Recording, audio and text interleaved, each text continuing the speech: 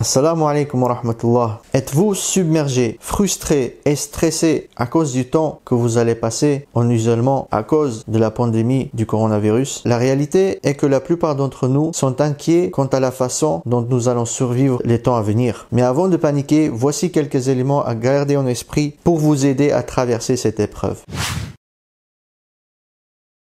Avec toute l'hystérie et le drame qui se déroulent en ce moment, il est si facile d'être emporté dans la frénésie des réseaux sociaux qui l'accompagnent. Bien qu'il soit important d'être informé, nous devons faire attention à ne pas nous laisser entraîner à parcourir aveuglément les flux d'informations, à partager des contenus non bénéfiques et à nous impliquer dans des débats auxquels nous n'avons pas à participer.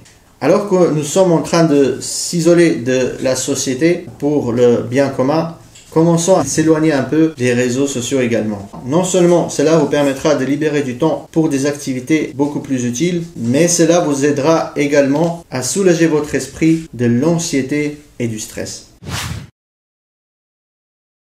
Pendant que vous passez vos heures en quarantaine, assurez-vous de consacrer beaucoup de temps au Coran. C'est l'occasion parfaite de revenir à Allah tabaraka wa ta'ala et de revoir sa relation avec son livre. Allah tabaraka wa ta'ala a déclaré que ce Coran est une guérison pour ce qui est dans les poitrines. Et c'est exactement de ça qu'on a besoin en ces moments difficiles. Alors, faisons de ce Coran notre compagnon durant ce confinement afin de soulager notre solitude et afin d'atteindre l'agrément d'Allah tabaraka wa ta'ala. Même si ça nous fait mal au cœur de voir les mosquées, y compris les deux mosquées saintes de la Mecque et de la Médine, fermées à clé, cela ne veut pas dire que nos maisons ne peuvent pas être des lieux de culte. En effet, le prophète sallallahu alayhi wa sallam a dit « Ju'ilat li al-ardu masjidan wa tahura » La terre entière m'a été faite en tant que masjid et purificateur. Ainsi, lorsque le temps de la salat arrive, proclamez l'adhan, faites la iqama, rassemblez vos familles et priez ensemble sans tarder. Transformons nos maisons en masajid. Par la même occasion, je voudrais attirer votre attention sur des adorations qui, peut-être en temps normal, vous êtes impossible de faire. Comme par exemple, Qiyamul Layl, le fait de prier la nuit, ou alors Salat al-Duha, la prière qui se fait après le lever du soleil et avant Salat al-Dhuhr. Alors profitez de cet confinement pour accomplir ces grandes adorations, pour avoir une énorme récompense auprès d'Allah tabaraka wa ta'ala.